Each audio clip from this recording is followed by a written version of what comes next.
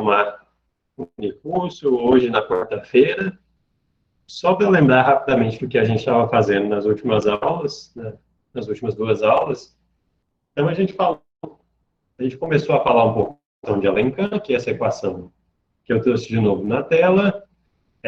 Só para lembrar, ela tem talvez três objetos que a gente gostaria de manter em mente, que vão influenciar as soluções, vão influenciar as características dessas soluções, que são esse parâmetro positivo, esse epsilon ao quadrado que aparece aqui.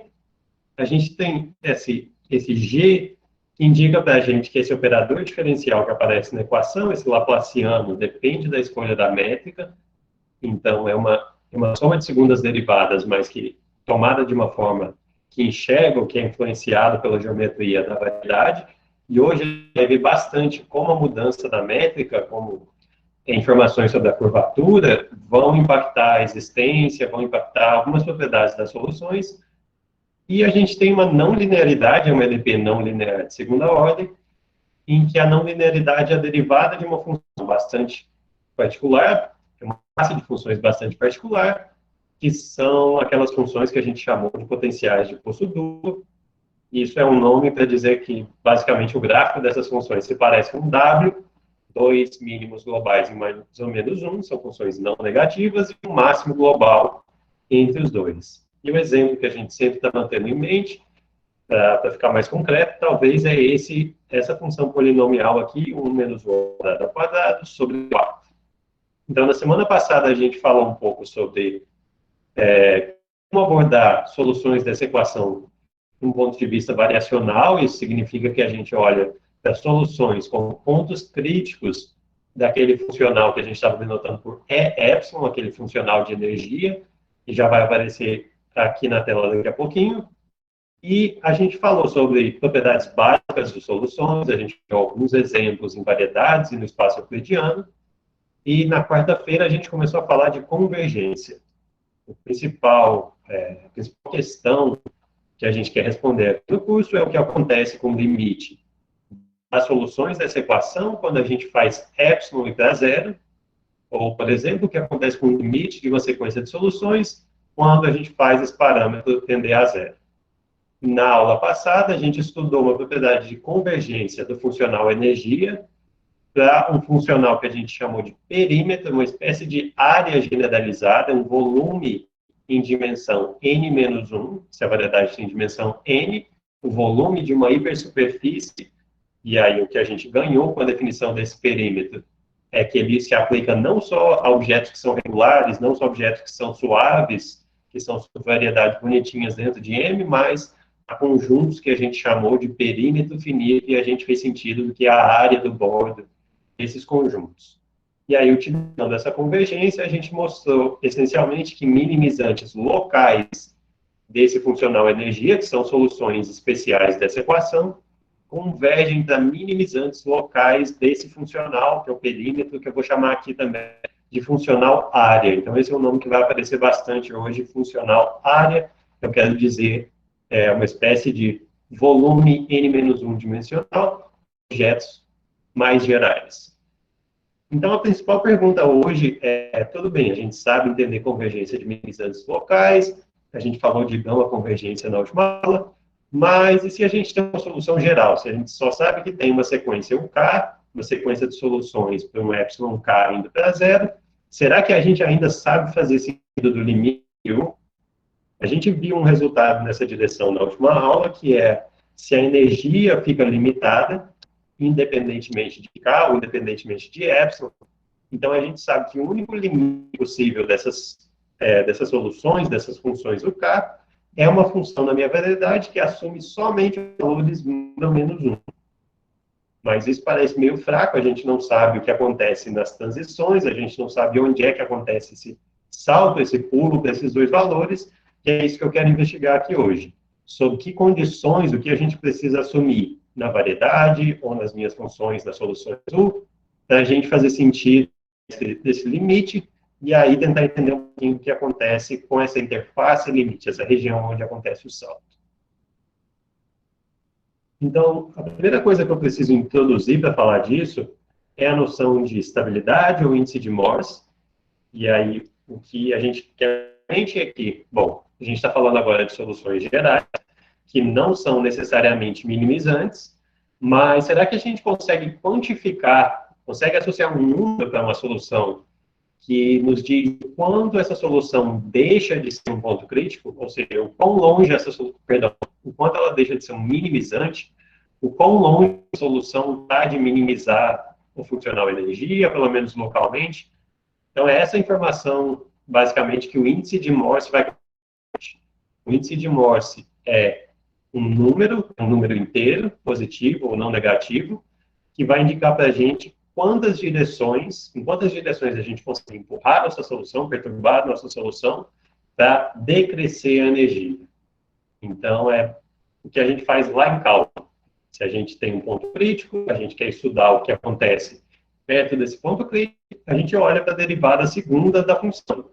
Aqui é a mesma história, a gente sabe que U é um ponto crítico daquele funcional energia, que é esse que deu as caras aqui.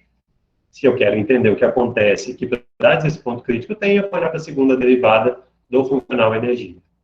Então, se você fizer uma conta, calcular a energia de U mais T φ, alguma função φ, assumindo que U é um ponto crítico, e a gente sabe que pontos críticos são regulares, então vamos supor que U é pelo menos de classe C2, e a gente olha para a energia disso, calcula a segunda derivada em t igual a zero. Então, uma espécie de derivada direcional de E epsilon, calculada em U, na direção da função φ. É isso que a gente chama da segunda variação desse funcional em U, na direção da função φ. A gente faz uma continha, escreve a expressão do funcional, deixa eu só relembrar aqui, e a energia de U é integral em M de epsilon, gradiente ao quadrado, sobre 2, mais W de U, potencial de produto composto com U, sobre epsilon. Então, eu vou calcular isso em U mais T φ, tomar a segunda derivada em T igual a zero, e eu vou chegar nessa expressão. Epsilon gradiente ao quadrado de φ, vai aparecer a segunda derivada de W, sobre epsilon, φ ao quadrado. Agora, o que faz uma coisa mais ou menos clássica em equações elípticas, que é escrever essa segunda variação em termos de um operador linear, um operador diferencial linear. Então, eu integro por partes esse primeiro termo, eu olho isso como gradiente, produto com gradiente. Integrando por partes, vai sair um termo com Laplaciano de φ vezes φ. Então, a gente escreve essa segunda variação como menos π LU de φ. Quem é LU de φ? É esse operador linear aqui, LU de φ, é epsilon Laplaciano de φ. Lembrando que esse Laplaciano também depende da métrica.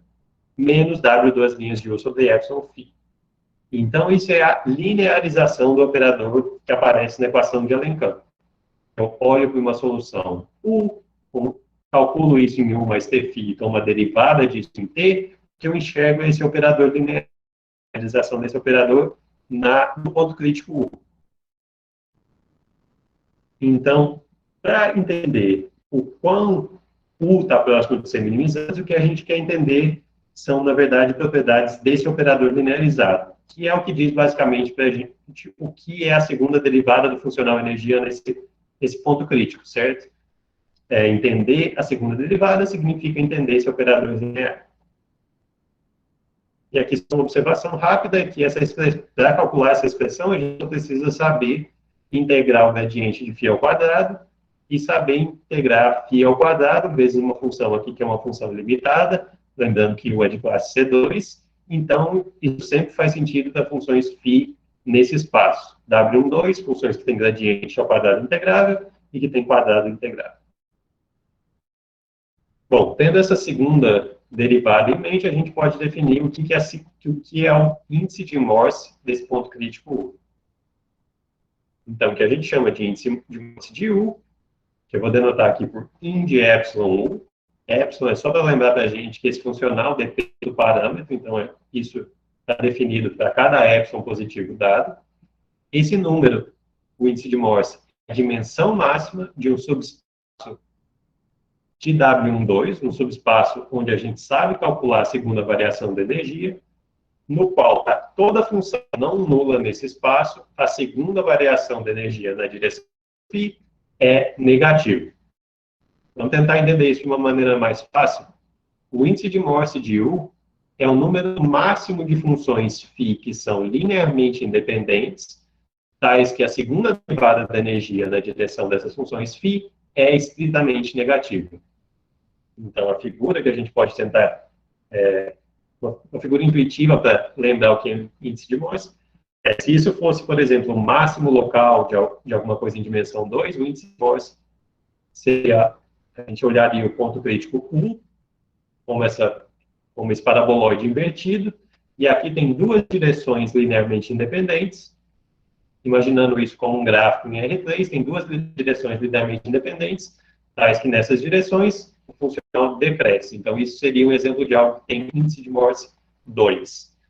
Se a gente tivesse algo parecido com um ponto de cela, um gráfico em R3 que tem um ponto de cela, a gente tem só uma direção, que é essa direção onde a cela se dobra para baixo, em que, se a gente deforma, se a gente perturba a função nessa direção, a energia decresce. Então, isso seria índice de Morse 1.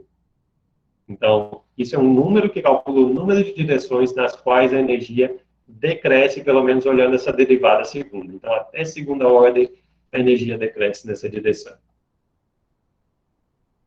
Uma generalização que talvez vai ser útil para a gente depois é definir o índice de Morse em um domínio, que significa simplesmente que a gente considera só perturbações dessa função que mudam U só em um domínio fixado. Então, vou definir também o índice de Morse de U em ômega, onde ômega é um domínio na minha variedade, olhando, em vez da segunda derivada na direção de qualquer, da segunda derivada da energia na direção de φ para aquelas φs que têm suporte nesse domínio ômega.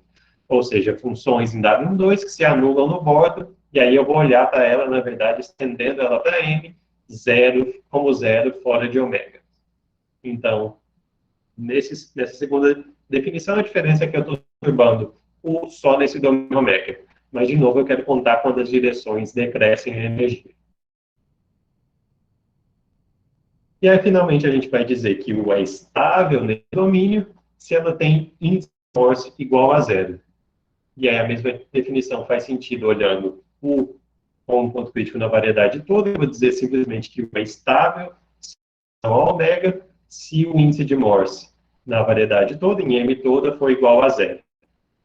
Estabilidade aqui para a gente diz que em qualquer direção que eu perturbo a função U, para toda função φ, no espaço Sobolev, se eu olho para a energia de U mais Tφ, a segunda derivada é sempre não negativa.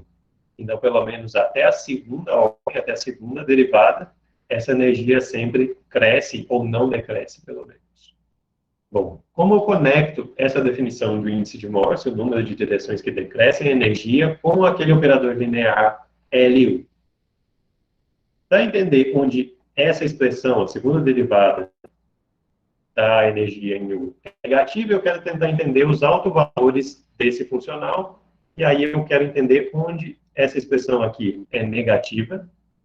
E aí agora, se eu olho para a teoria espectral de operadores lineares, aqui a gente tem um operador bastante bem comportado, vamos dizer assim, é só o Laplaciano de U mais alguma função, perdão, Laplaciano de φ mais alguma função vezes φ.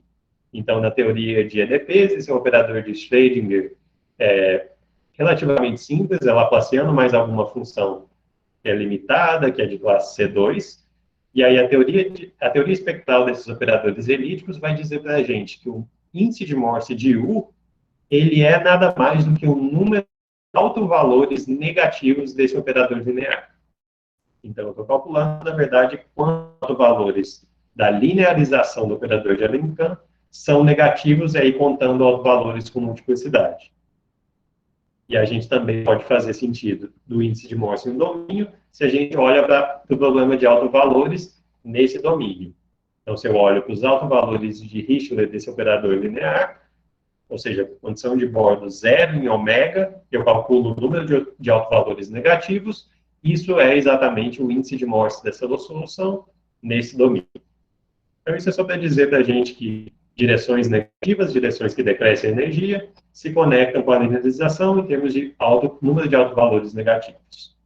Bom, então, a ideia é que esse número, esse índice de Morse, nos diz para a gente o quão complicada a função U pode ser, o quão complexa a nossa solução, nosso ponto crítico U pode ser, e tem uma maneira interessante de conectar índice de Morse com estabilidade, que é o que eu estou deixando como um exercício aqui.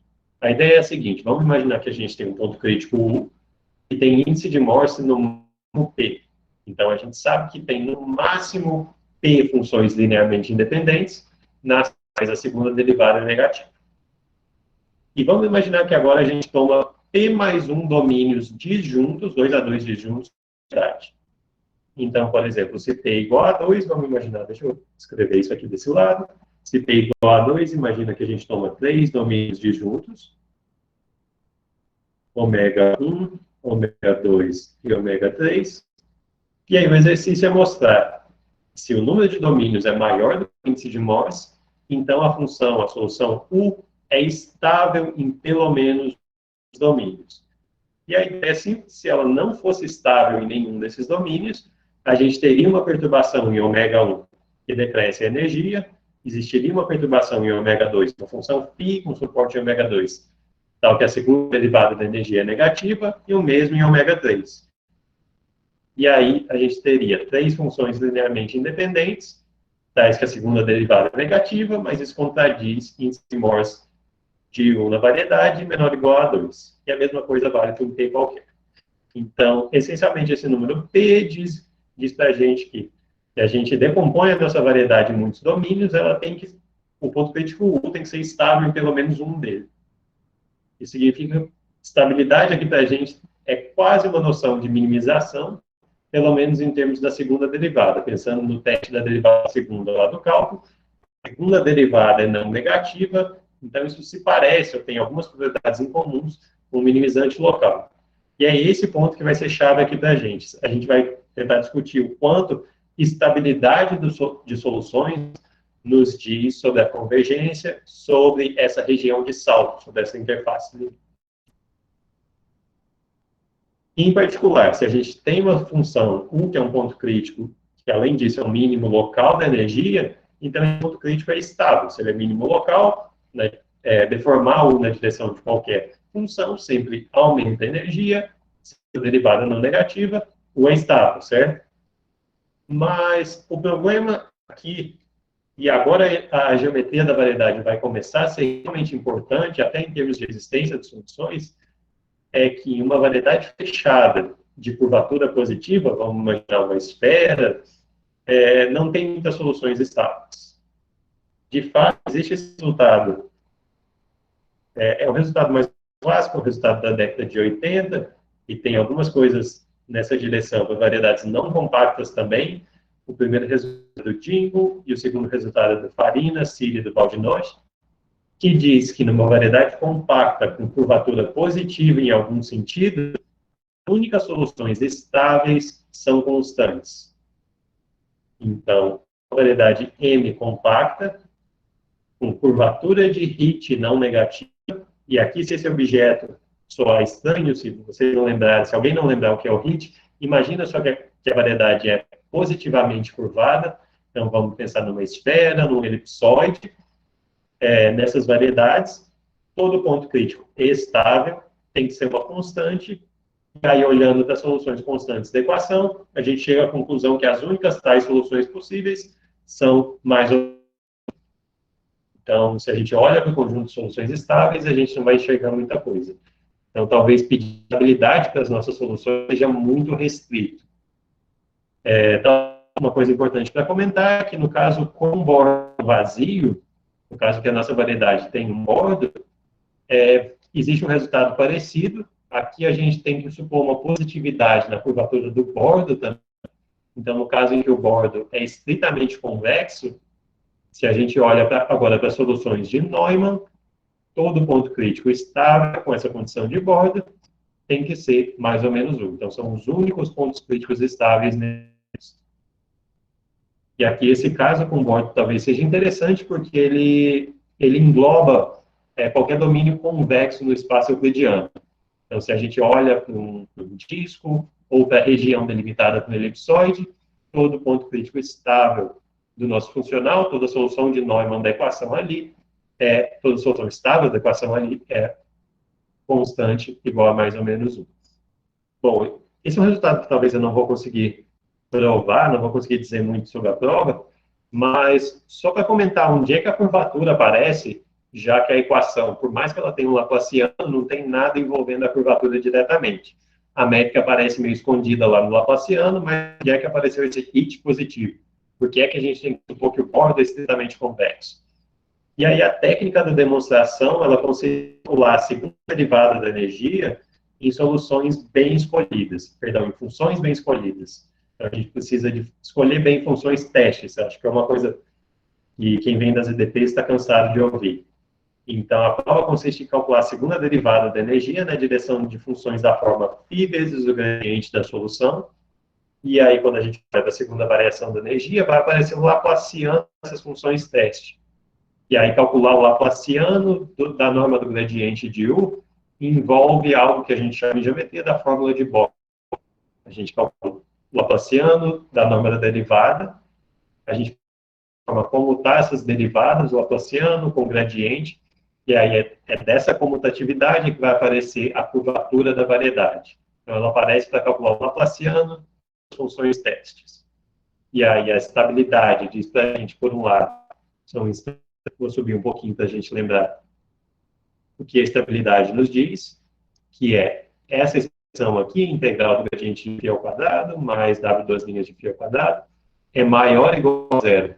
Quando a gente troca φ por φ gradiente de U, e aí calculando essa expressão, utilizando essa fórmula de Bochner, a gente chega à conclusão que U tem que ser constante se isso vale para toda φ, ou seja, se U é estável.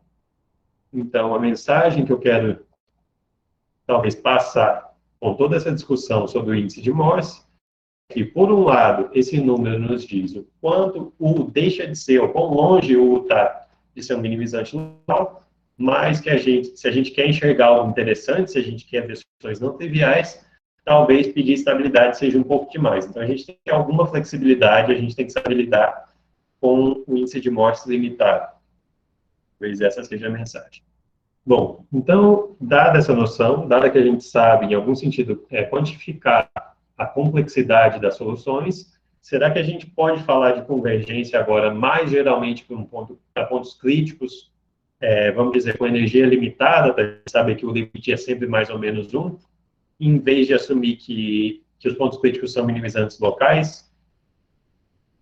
Bom, tem talvez um lado bom e um lado ruim. Deixa eu começar pelo lado ruim, que é se a gente tentar mostrar que o funcional energia converge para o funcional perímetro, nesse caso mais geral, sem assumir que a gente está lidando com minimizantes, a gente não vai ter muito sucesso. Esse resultado não vale, pelo menos não dessa forma, para pontos críticos mais gerais. E tem um exemplo que eu acho bastante interessante, bastante visual, que é um exemplo que está explicado nesse pré-print recente do Marco Guará, do Fernando Codar Marques e do André Neves. Acho que ele apareceu talvez em meados de 2019, está no Archive, que eles discutem como construir soluções numa esfera que tem esse comportamento, pelo menos qualitativamente eles se parecem assim, eles assumem valores próximos de mais um nessa calota esférica, então acima desse círculo azul, acima dessa esfera azul, as soluções se aproximam de mais um. Abaixo dessa segunda esfera azul aqui, as soluções se aproximam de mais um também. E na região entre esses dois círculos, o ponto crítico U, a solução U, se aproxima de menos. Então, a ideia é que se a gente olha para um pontinho aqui nessa região intermediária e liga esse ponto, vamos dizer, ao polo norte, o que a gente vai pegar é basicamente aquele perfil unidimensional, são aquelas soluções heteroclínicas. Algo que passa de menos 1 para mais 1, então a gente tem uma região de salto, e a mesma história se repete se a gente ligar esse ponto intermediário, vamos dizer, ao polo sul aqui embaixo. A gente passa de menos 1 para mais 1, e a gente tem outra região de salto. Então, é como se a região de salto, a região de tensão, tem duas componentes conexas que estão próximas dessas duas esferas, desses dois círculos. E aí, o que acontece nesse exemplo que eles analisam, quando a gente manda epsilon para zero, então a gente tem uma solução com essa cara para todo o epsilon, Mas quando o epsilon vai para zero, esse conjunto dos zeros, essas regiões de transição, se tornam cada vez mais próximas. Então, é como se dois círculos azuis convergissem para o equador dessa esfera máxima quando o epsilon vai para zero. E mais do que isso, a energia dessas soluções converge para 2 vezes a área do equador.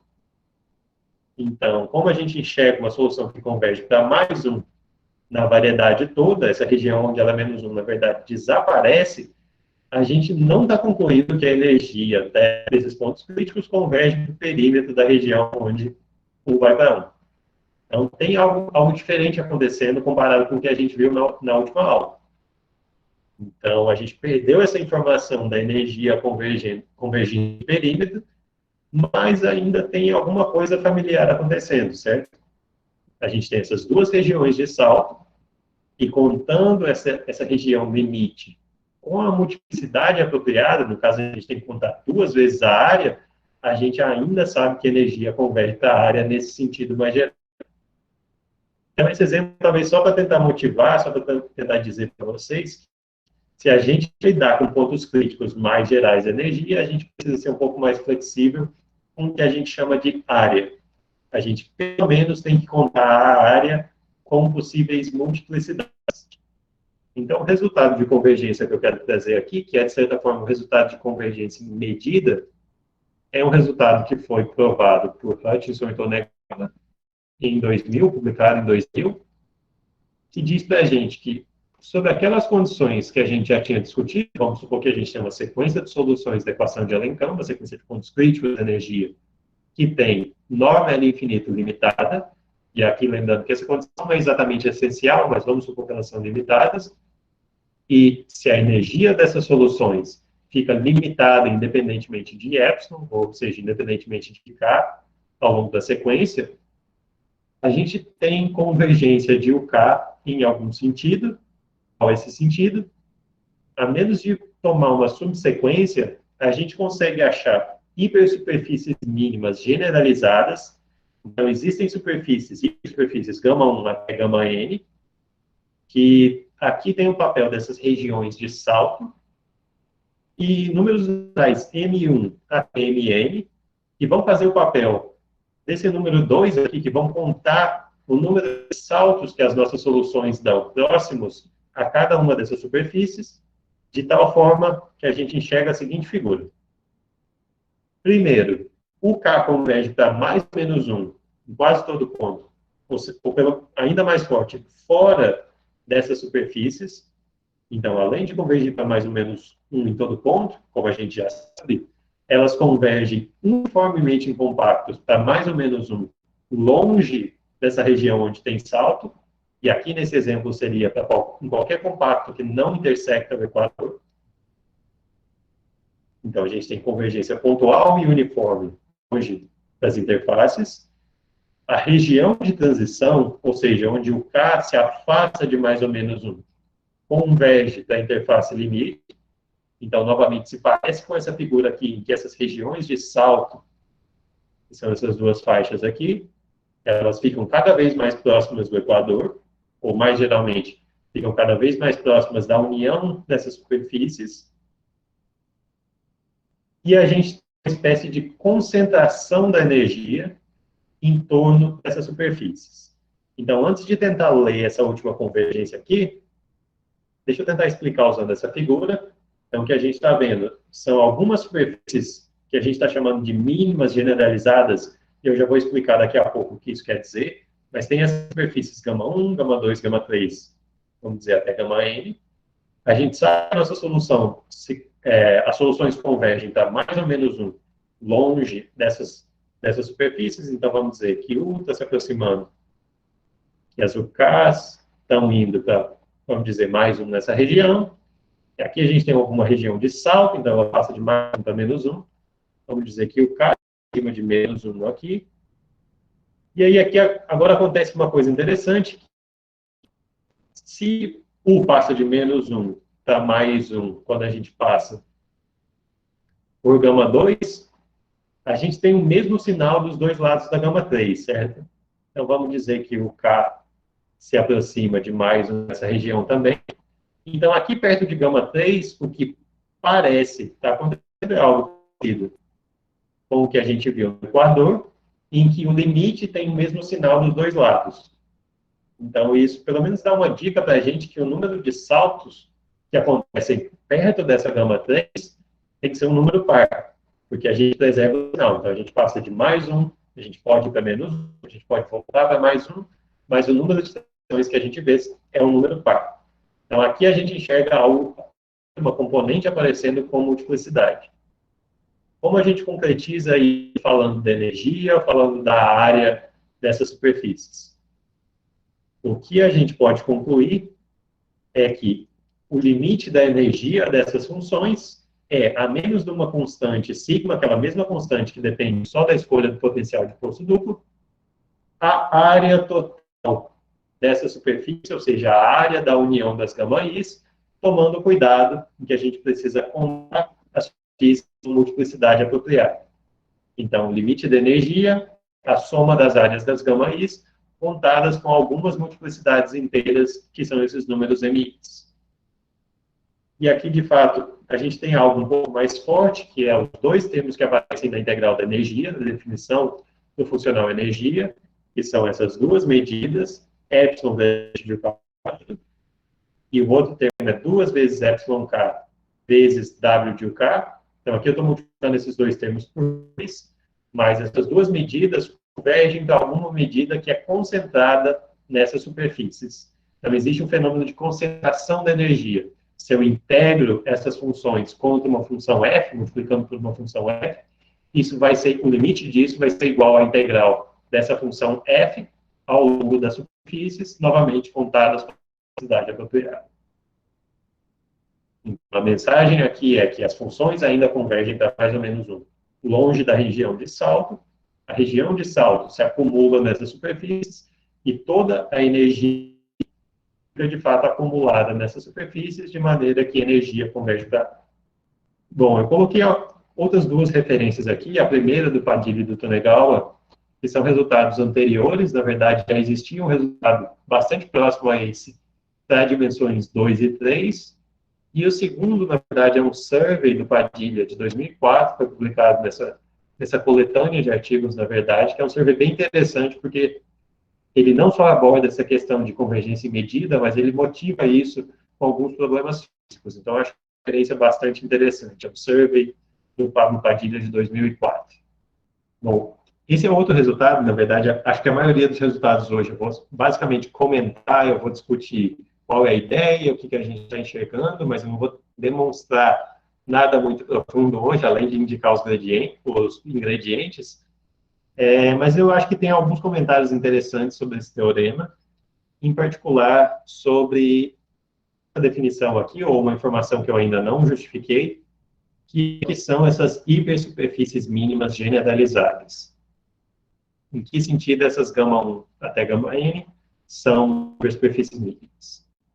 Ok, então deixa eu fazer algumas observações, explicar em particular o que são essas mínimas generalizadas que aparecem no teorema anterior.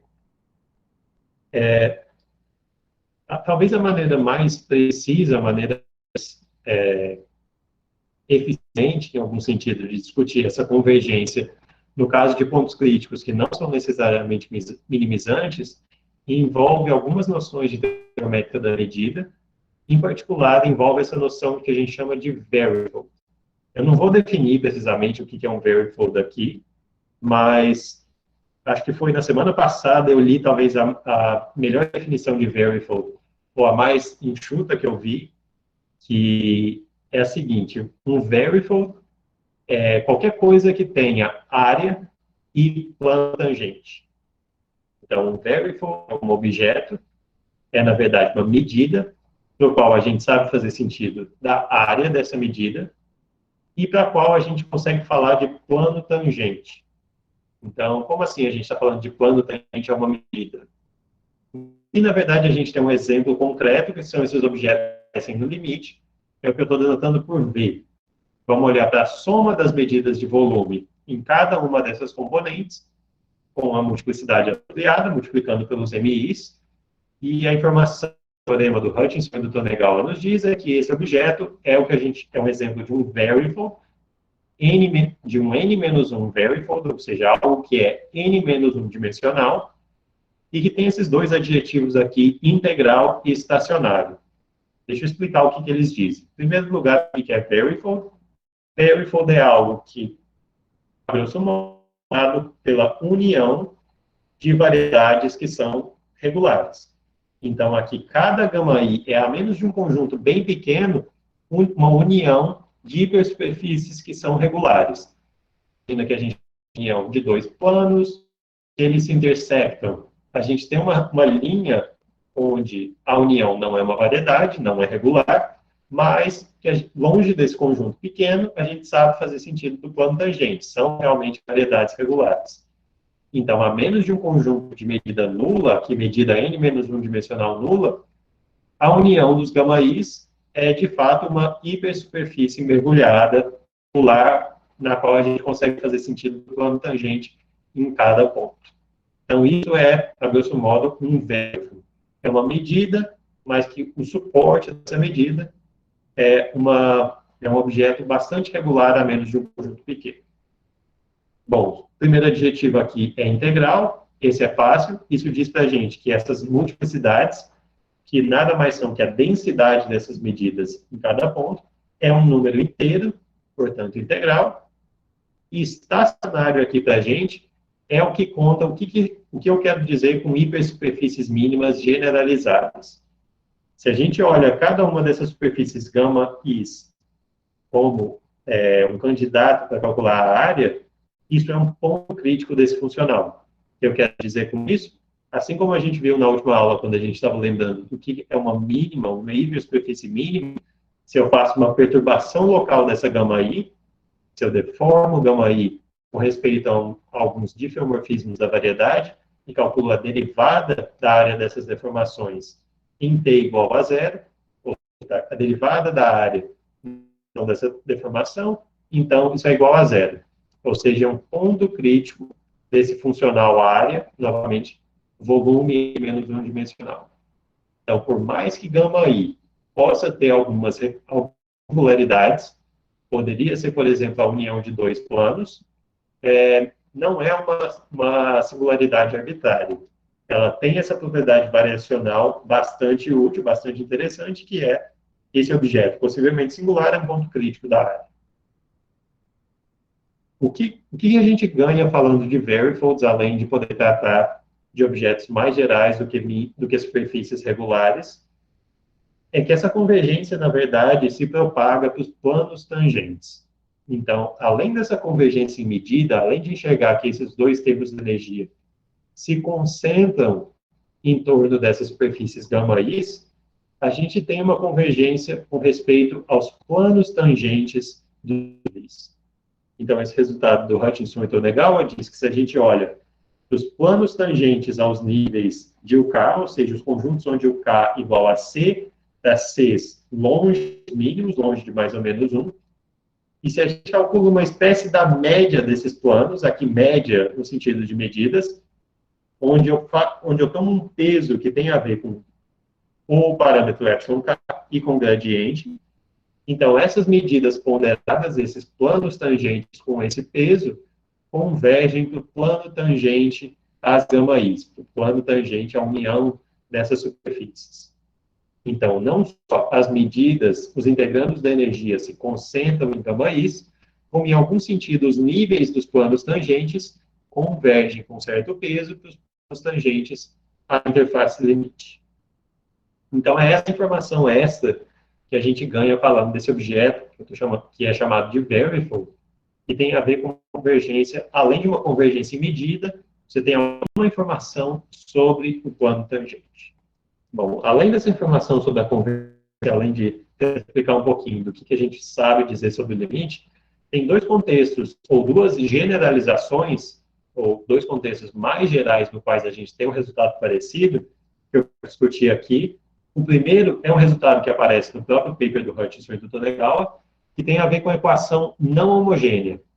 Então, se a gente olha, em vez de Laplaciano de UK, o epsilon ao quadrado Laplaciano de UK, menos W' de K igual a zero, imagina que a gente tenha uma constante lambda K aqui, que a gente até pode normalizar pelo parâmetro. Então, será que a gente também sabe fazer sentido do limite de soluções dessa equação não homogênea? E aqui, do ponto de vista das equações, isso talvez é interessante, porque soluções dessa equação com esse lambda K aqui, tem com problemas, tem a ver com pontos críticos do funcional energia, com alguma restrição, com alguma espécie de vínculo. Então, se a gente minimiza, por exemplo, o funcional energia no conjunto das funções U's, com uma espécie de vínculo do tipo integral de U igual a C, integral na variedade de U igual a C. Crítico do funcional nesse espaço não é uma solução da equação de Alencamp em geral, mas resolve uma espécie de equação não homogênea dessa forma. Ainda assim, para pontos críticos dessa forma, existe um resultado de convergência parecido, que foi provado pelo Hutchinson e Tonegawa. Geometricamente, esses resultados têm a ver com superfícies que não são necessariamente mínimas, não são necessariamente superfícies de curvatura média igual a zero, mas superfícies de curvatura média constante. Então, no caso em que a gente resolve essa equação com lambda_k, as interfaces, as regiões de salto, são superfícies que têm curvatura média localmente constante. Então, em torno de cada ponto desse limite, em torno de cada ponto da região de salto, a curvatura deveria ser uma constante, e aí essa constante que a gente vai depender da multiplicidade daqueles números MIs e também do limite desse termo não homogêneo que aparece na equação. Então, isso é só para dizer que a gente também tem um resultado de convergência para pontos críticos com uma espécie de vínculo dessa cara, algum vínculo integral. Outro contexto que eu acho que é interessante comentar é o contexto da equação parabólica associada a esse funcional. Então, em vez de resolver a equação de Alencamp, epsilon quadrado Laplaciano de U, derivada do potencial de poço duplo igual a zero, vamos imaginar que essa expressão é igual à derivada no tempo de uma função U. Então, isso é simplesmente a equação parabólica associada àquela equação, e também existem alguns resultados de convergência, na verdade, são resultados anteriores ao Tonegawa, e aqui eu coloquei algumas referências, as primeiras são do Evans, Sonner e Solganides, tinha alguns resultados do Ilmanen e do Sonner em 93 e 97, alguns resultados do Tonegawa. A mensagem aqui é que esses objetos, soluções dessa equação parabólica, recuperam o que a gente chama de fluxo pela média. Então, talvez a fonte que a gente pode manter em mente é pontos críticos do funcional área, que são as funções U, nas quais a derivada da energia é igual a zero, convergem das superfícies, que em algum sentido são pontos críticos do funcional área. Pontos críticos da energia convergem para pontos críticos da área. No caso em que a gente olha a equação parabólica, o que a gente está investigando, na verdade, é o fluxo gradiente dessa energia.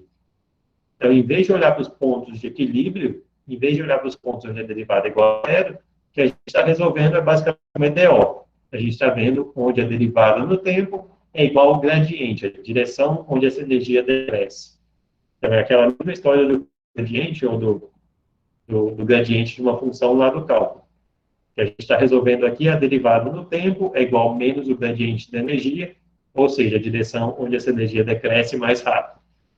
E aí, esses resultados que eu mencionei aqui, que eu estou dando as referências, eles dizem que o limite desses objetos, os limites das soluções da equação parabólica, são, na verdade, fluxos do funcional área, que, geometricamente, são esses objetos que são chamados fluxos pela curvatura média. Então, talvez eu não vou conseguir entrar muito em detalhes, mas é só para dizer para vocês que a gente pode estudar esses pontos críticos, soluções da equação de Alencamp, variacionalmente para pontos de equilíbrio, mas talvez, de um ponto de vista dinâmico, ou até do ponto de vista físico, é interessante tentar entender como esses pontos críticos se conectam, ou como uma função se aproxima do equilíbrio quando a gente deixa ela andar, quando a gente olha para o fluxo gradiente desse funcional. Então, e nesse contexto também existem alguns resultados de convergência que são semelhantes aos resultados que eu acabei de discutir, no sentido que são resultados de convergência em medida. E aqui tem alguns. A mensagem é pontos críticos com energia limitada, e que são limitados em L infinito, convergem, em algum sentido, para pontos críticos da área contados com multiplicidade. Por outro lado, esses pontos críticos da área, que são aquilo que eu estou chamando de mínimas generalizadas, eles não precisam ser regulares. Eles não precisam ser uma hipersuperfície suave. E o exemplo que eu mencionei aqui é a união de dois planos. E, na verdade, a gente já esse exemplo lá na primeira. Vamos lembrar que a gente já viu um exemplo, que é o exemplo que foi construído pelo Dan e Pelletier, que é, existe uma solução inteira da equação de Alencane em R2, ou seja, uma solução no plano todo, que é valores positivos no primeiro quadrante. Só para lembrar para vocês, solução que é positiva no primeiro quadrante, negativa no segundo quadrante, positiva novamente, negativa novamente, e que se anula exatamente nessas duas linhas, que se anula nos eixos coordenados, que não são uma par. Nesse ponto aqui, onde elas se encontram, a gente não sabe fazer sentido do plano tangente, ou da linha tangente nesse caso. Então, em geral, o limite de soluções da equação de Alencane não precisa ser um objeto regular, não precisa ser um objeto que tem plano tangente em todo ponto, apesar disso falar em quase todo ponto. No caso do perímetro, a gente tinha discutido na última aula que a gente tem muita regularidade. No caso do perímetro, ou no caso de minimizações locais do funcional energia, o objeto que a gente enxerga no limite é suave, pelo menos em dimensões baixas. O que eu queria comentar agora é que, mesmo no caso mais geral, mesmo no caso em que a gente está falando de pontos críticos quaisquer, existe uma condição relacionada ao índice de Morse que garante para a gente que objetos com essa cara que tem uma singularidade não acontecem.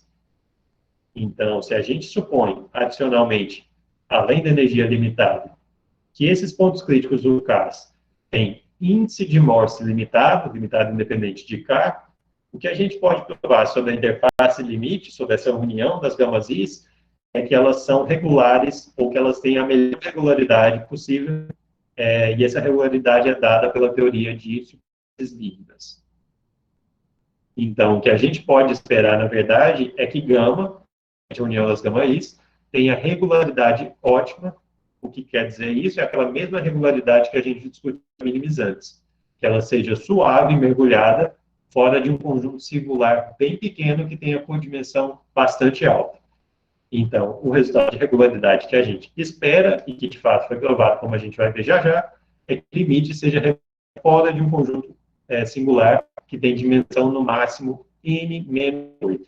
E esse 8 aqui, esse meio místico, que a gente não sabe muito bem de onde vem aqui nas notas, na verdade tem a ver com singularidades, com a ocorrência de singularidades para minimizantes do perímetro.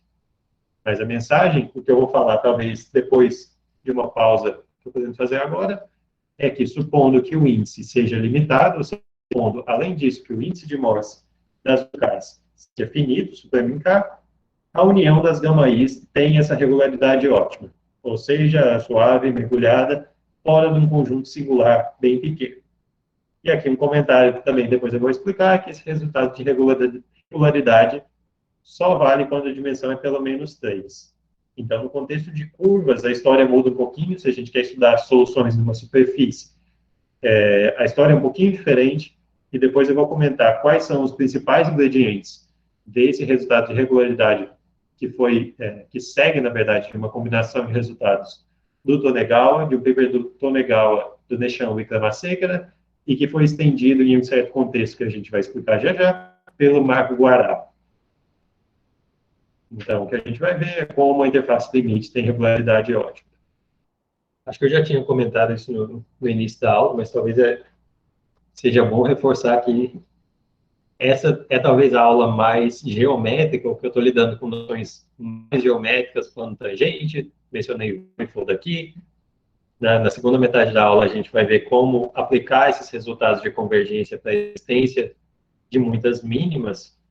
Então, hoje é realmente a aula mais geométrica, que a palavra mínimas vai aparecer direto, área vai aparecer direto, mas que na próxima aula a gente volta à programação normal e volta um pouco mais às equações diferenciais. Então, Na próxima aula, o que eu quero falar é sobre resultados de existência. Na próxima aula, eu vou falar sobre teorema do passo da montanha, eu vou falar sobre métodos variacionais, eu vou falar sobre um monte de coisa que talvez seja bastante familiar para muita gente do departamento. Vou terminar essa parte de regularidade de interfaces limites, eu vou falar como esses três nomes aqui que aparecem na tela Tonegawa, Witema Seca e Guará entram nessa teoria de regularidade, qual é o papel do índice de Morse nessa jogada. E depois o que eu quero falar é o resultado de convergência mais forte, em algum sentido, resultado de convergência local, para variedades em dimensão 3. Então, será que a gente consegue dizer um pouco mais a interface limite em dimensão 3? Esse resultado, o resultado do Otis-Schottles e do Christmann-Mantolides. E, por último, o que eu vou fazer é dar algumas aplicações para a teoria de existência de superfícies mínimas. Então, como eu falei lá na primeira aula, nosso objetivo é tentar entender em que sentido estudar soluções da equação de Alencamp nos diz muita coisa sobre o espaço de superfícies mínimas, e aqui eu vou tratar do problema de existência e de algumas informações sobre as mínimas, então, como construir muitas soluções nos dá muitas, é isso que eu vou falar depois, e na próxima aula a gente vai concluir, vai fechar a teoria em algum sentido, falando sobre como construir soluções, como a gente acha um monte de pontos críticos desse funcional energia, e aí a gente vai tomar o limite e enxergar esse monte de mínimas. Ok, então, como a gente viu, se a gente tem uma sequência de pontos críticos limitados, com energia limitada, a gente sabe passar o limite nesse sentido fraco, nesse sentido de medidas, enxerga uma região de salto, que é essa superfície mínima generalizada, esse objeto que a gente está chamando de gama, união de algumas componentes, algumas superfícies gama-is, de forma que a energia desses pontos críticos converge para a área das gama-is, desde que a gente tenha o cuidado de contar cada componente com a multiplicidade certa, com o número de saltos que esses pontos críticos fazem em torno dessa interface limite, dessa gama-i. Então, o problema que eu quero discutir agora é o quão regular são esses objetos limites, ou o que a gente precisa mais, no caso, nos pontos críticos, para garantir regularidade. Como eu comentei, se a gente supõe, além dessas duas condições, que os índices das UCAS, os índices de Morse desses pontos críticos UCAS ficam limitados independentemente de K, então, gama, interface limite gama, tem regularidade ótima. Ótima aqui no sentido de que ela é suave, mergulhada, tem planos tangentes, em todo ponto, fora de um singular bem pequeno, e aqui bem pequeno significa dimensão no máximo n-8. Então, aqui, o que é talvez ainda mais interessante é que em dimensões baixas, em dimensões maior ou igual a 3, que é uma restrição que aparece nesse teorema, em dimensão até 7, a interface limite é realmente um objeto suave que tem plano tangente em todo ponto. Em particular, isso acontece em dimensão 3. Em dimensão 3, soluções com índice de Morse limitado vão convergir nesse sentido para uma superfície mínima, que é, de fato, uma superfície que tem um tangente em todo ponto. Então, esse resultado segue dos trabalhos do Yoshihiro Tonegawa, do Nishon Wickramasecra e do Marco Guará, e o que eu quero contar para vocês é como cada um desses nomes aqui participa desse resultado, o que foi provado por cada um, e como esses resultados que eles provaram se conectam para provar a regularidade. Bom, a história começou, na verdade, lá em 2005, com o resultado do Tonegawa, que pode ser visto, de certa forma, como um resultado de estimativa do índice no seguinte sentido. Será que se a gente tem uma sequência de soluções UCAS que são estáveis, ou seja, se a gente supõe, além disso, que as UCAS têm índice de Morse zero, será que a gente tem alguma informação adicional sobre a interface limite?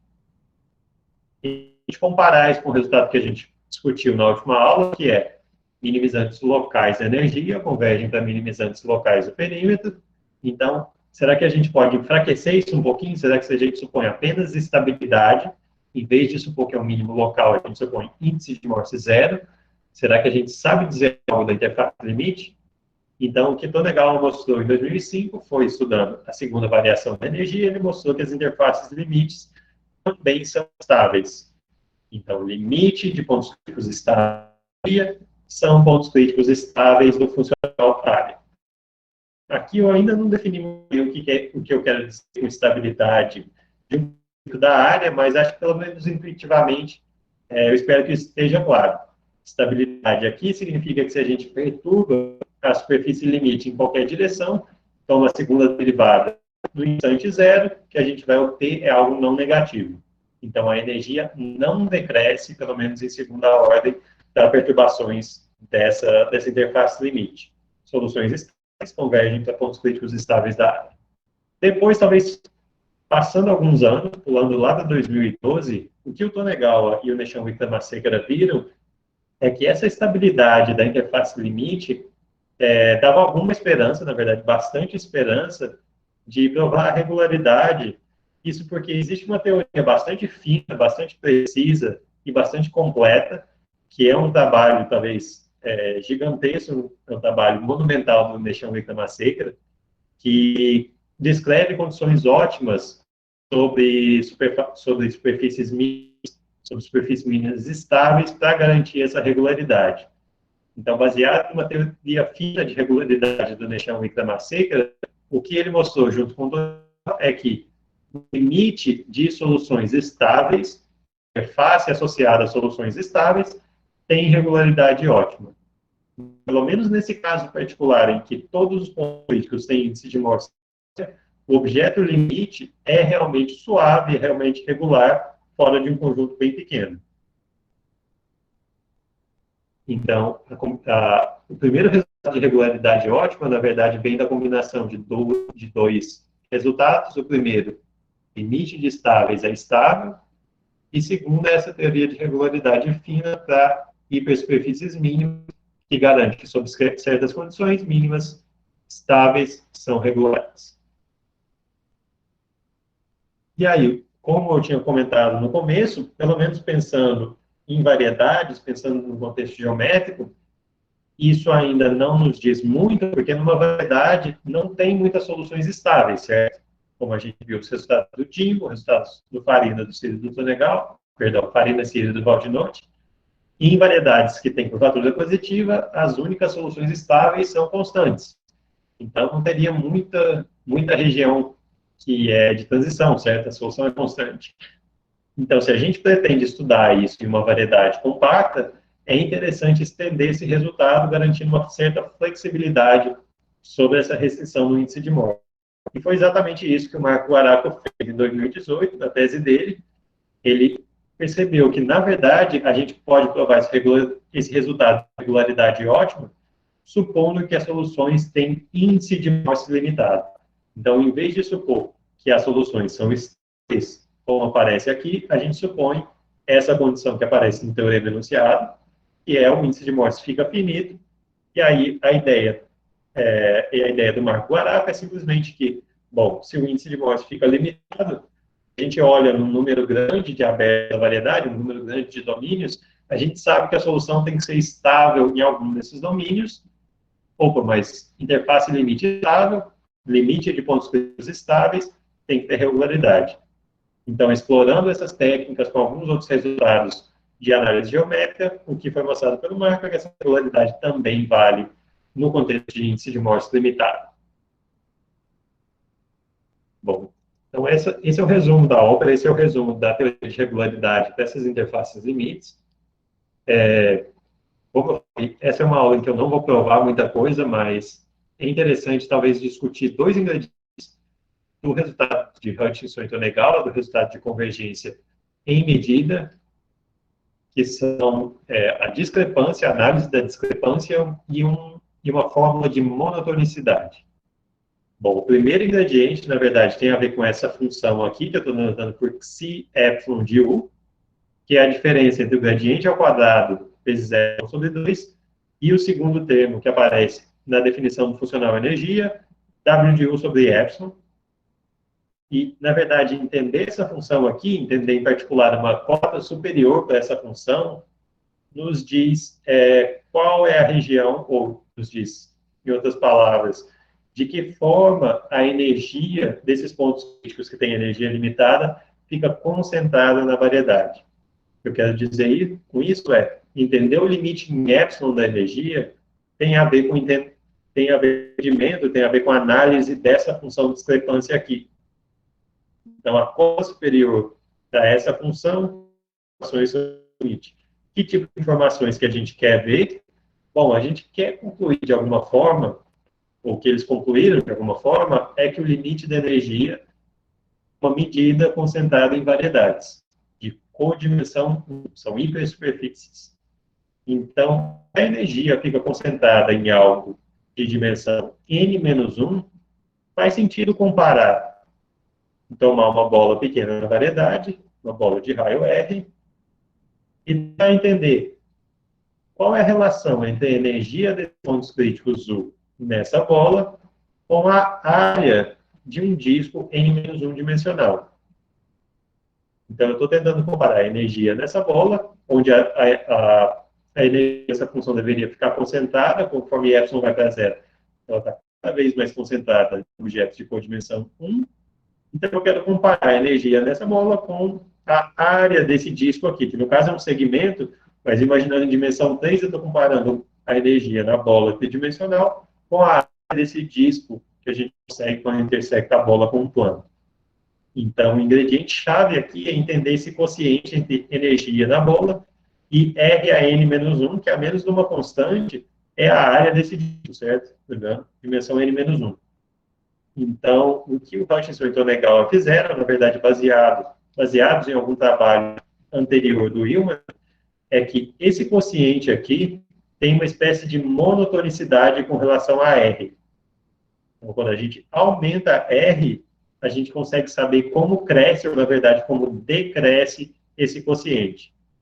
Então, essa fórmula de monotonicidade, na verdade, ela aparece em geometria, talvez ela é muito surpreendente, porque ela aparece na teoria de superfícies mínimas. Quando a gente quer obter informações geométricas sobre uma superfície mínima, o que a gente estuda é precisamente isso, é o quociente entre a área da superfície que fica dentro de uma bola de raio R com a área de um disco do mesmo raio.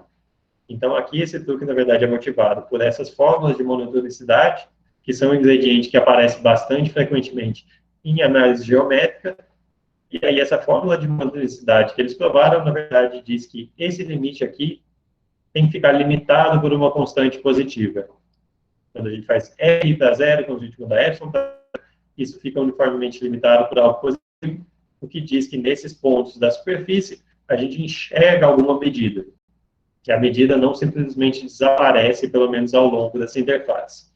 Então, estudando discrepância e monotonicidade, eles mostraram que a interface limite tem essa cara que a gente discutiu, uma superfície mínima generalizada, energia concentra como a área. Um que eu mencionei aqui em cima, que eu queria explicar, é essa restrição de dimensão. Por que é que a gente precisa falar de dimensão pelo menos 3? O que é que dá errado se a gente tenta entender soluções numa bola no plano euclidiano? Ou seja, a gente tenta entender soluções em uma superfície, ou seja, num objeto bidimensional. E aí, de fato, nesse contexto em dimensão 2, não acontece o mesmo fato que eu mencionei aqui, não acontece a regularidade da mesma maneira, mas ainda é possível passar o limite em medida e obter algum objeto com propriedades geométricas interessantes. Então, em dimensão 2, existe um resultado do Christos-Mantolides, que diz que a interface limite, a região de salto que aparece estudando soluções numa superfície, é algo que parece com uma geodésica lá no sentido de geometria diferencial, de geometria riemanniana, mas que não é exatamente regular. Então, o que o Christos-Mantolides percebeu é que a interface, nesse caso, é o que a gente chama de uma rede geodésica. É, na verdade, a união de um monte de geodésicas, um monte de arcos geodésicos, e o que ele consegue é estudar o número de pontos de junção. Então, imagina algo, uma junção tripla assim, onde cada um desses arcos é uma geodésica e tem um ponto singular, onde elas se unem, e o trabalho do Christos-Mantolides foi tentar entender, além dessa regularidade, como determinar o número de pontos críticos que fica, nesse caso, limitado pelo índice.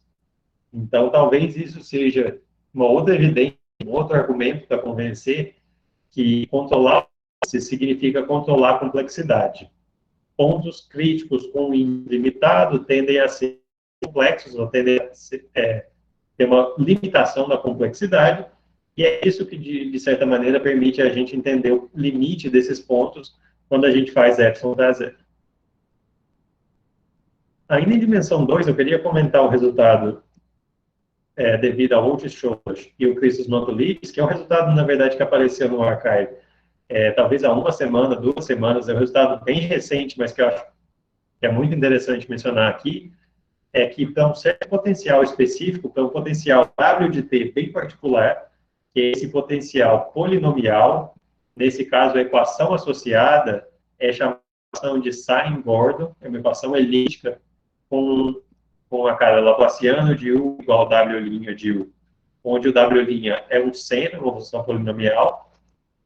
Esse caso, ou essa equação foi estudada pelos dois em dimensão 2, e nesse caso a gente consegue discutir um pouquinho mais, a gente consegue provar um pouquinho mais sobre a interface limite. Então, eles mostraram que um objeto como esse que eu desenhei aqui, uma junção tripla, na verdade, não acontece. A interface limite, na verdade, pode ter regularidades, pode ser uma figura, vamos imaginar um 8, mas que ela, em algum sentido regular, ela é pelo menos uma curva imersa. Então, acho que esse exemplo é só interessante porque ele é um dos exemplos nos quais a escolha de um potencial, trabalhar com potencial de imposto duplo particular, pode dar alguma informação extra, pode dizer um pouquinho mais sobre a interface limite. Então, acho que é um exemplo interessante, é um resultado recente, que talvez também ilustre como a área ainda está ativa, como ainda tem muita pergunta que a gente responder. Bom, antes de seguir em frente, antes de falar sobre as aplicações geométricas, eu queria comentar um pouquinho sobre o resultado que a gente costuma dizer convergência forte, mas que, na verdade, o que ele está dizendo é, será que se a gente olha em torno de algum ponto, a gente olha localmente em torno dos níveis desses pontos críticos, vamos imaginar que a gente está estudando o conjunto UK igual a C, para algum C fixado entre menos 1 e 1, será que a gente consegue entender se existe uma espécie de convergência como gráfico? Será que a gente consegue descrever esses níveis como um gráfico que converge para um plano? Então, existe um resultado de convergência forte, um resultado de convergência em dimensão 3, que vem de um trabalho dessa mesma dupla, do Scholes e do Mantoulides, e eu queria discutir uma discussão breve, principalmente focado nas consequências geométricas. A estratégia dos dois, na verdade, é uma estratégia bastante comum em análise geométrica e em equações diferenciais parciais, que é o blow-up soluções. Se eu quero entender a convergência localmente, se eu quero entender o que acontece em torno de um ponto, esse nível K igual a C, o que eu quero fazer é, na verdade, dar um zoom. Eu quero aproximar desse nível K para alguma certa escala, então eu quero ampliar, olhar isso como se fosse no microscópio. E quando eu faço essa ampliação, quando eu dou esse zoom, eu vou enxergar soluções de alguma equação e que, se a gente tiver sorte, soluções dessa equação vão nos dar uma espécie de estimativa, vão dar alguma espécie de controle sobre a solução original. Então, eu deixei isso como exercício, na verdade é uma lista de passos, para talvez dar um gostinho, para talvez dar alguma ideia de como esse blow-up de soluções pode ser usado para entender características locais, propriedades locais dos pontos críticos da energia. Então, vamos imaginar que a gente tem uma sequência de soluções numa variedade M, numa variedade riemanniana, da parâmetro epsilon indo para zero, sequência de epsilon k indo para zero, e vamos pegar um ponto xk longe do bordo. Então, num ponto no interior da variedade, eu vou olhar para uma bola de raio R em torno desse ponto, e agora o que eu quero fazer é dar um zoom, olhar bem perto desse pontinho no interior, o que acontece com essas soluções, ou desses pontos, dessas pontos.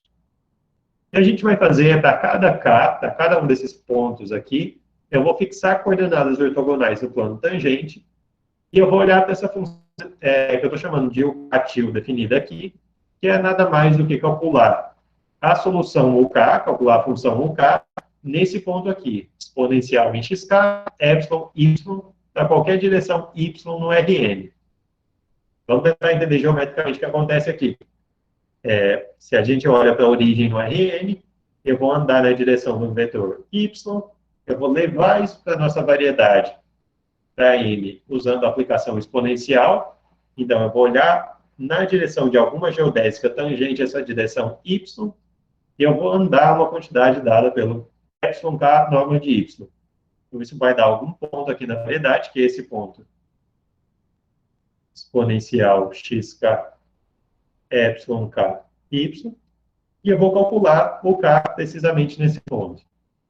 A ideia é que a gente está levando uma bola de raio R do espaço euclidiano para uma bola da minha variedade, que aqui no caso vai ter raio epsilon k vezes R. Então, a gente está olhando para bolas cada vez menores.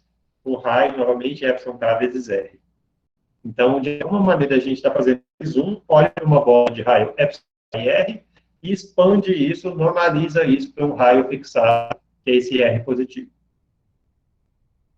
Então, o que isso vai dar para a gente é uma sequência de funções, o tio K, definidas nessa bola de raio R, e a gente quer estudar essas funções. Primeira parte, primeiro fato que a gente pode deduzir sobre as funções. Olhando para a equação de Alencamp, olhando para a equação satisfeita pelas UKs, a gente consegue concluir que essas funções UK-til também satisfazem uma equação elíptica de ordem 2. A equação não é exatamente a equação de Alencamp, como a gente tem uma métrica, como a gente tem uma geometria para explicar um pouco a nossa vida. É uma equação elíptica com uma cara geral, que eu estou denotando aqui, mas ela tem um termo de ordem mais baixa, ela tem um epsilon-k derivadas primeiras dessa função, que vão desaparecer com epsilon. Então, olhando para a equação de Alencamp, usando a equação satisfeita por UK, a gente conclui que o UK-til satisfaz uma equação elíptica de segunda ordem, na qual o operador elíptico aqui, a segunda vai aparecer próxima do Laplaciano. Então, esses coeficientes aqui são próximos de delta e j, isso quer dizer que está próximo de ser diagonal, ou seja, o termo de ordem mais alta está próximo de ser um Laplaciano, e a gente consegue quantificar o quão próximo, de tal maneira que isso vai para zero quando o epsilon vai para zero. No limite, isso vai se tornar um Laplaciano no espaço euclidiano, e a gente tem o termo de ordem mais baixa, que é esse, que é dado pelos coeficientes médios, que não importam muito, esses coeficientes vão para zero quando o epsilon vai para zero. Então, a ideia é que, no limite, quando a gente k para infinito, essas funções do k-til vão convergir em uma função, o til, que é uma solução da equação de Alencamp na bola de raio R, na bola euclidiana, agora sem métrica, ou com a métrica plana, no caso em que y igual a 1. Então, essa escala, passar da bola de raio R para a bola de raio epsilon k não é uma escolha arbitrária. Aqui talvez seja na bola de raio R com epsilon igual a 1, mas essa escolha da escala arbitrária é justamente para cancelar esse efeito do parâmetro epsilon. Então, a gente está olhando para uma escala epsilon em torno de um ponto nos níveis UK, e o que a gente enxerga dando esse zoom é uma solução da equação de Alencamp, uma bola euclidiana para epsilon igual a 1. Então, de alguma forma, a gente removeu essa dependência de epsilon, que é o melhor dos casos, é o melhor cenário se a gente quer estudar convergência, certo? Se a gente está independente de epsilon, é esse o tipo de objeto que a gente vai enxergar no limite. E é talvez um dos ingredientes, uma das ideias principais nesse estudo da convergência forte.